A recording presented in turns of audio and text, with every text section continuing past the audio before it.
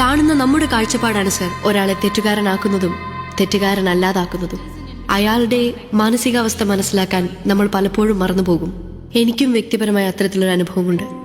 പലരുടെയും വാക്കുകൾ കേട്ട് നഷ്ടപ്പെടുത്തിയ സ്നേഹത്തിന്റെ വില പിന്നീടാണ് ഞാൻ മനസ്സിലാക്കിയത്.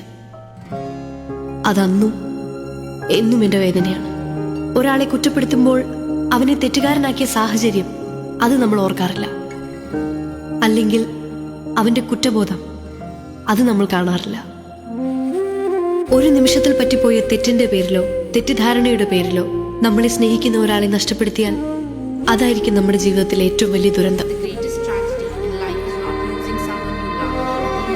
തിരുത്താനാവാത്ത തെറ്റ്.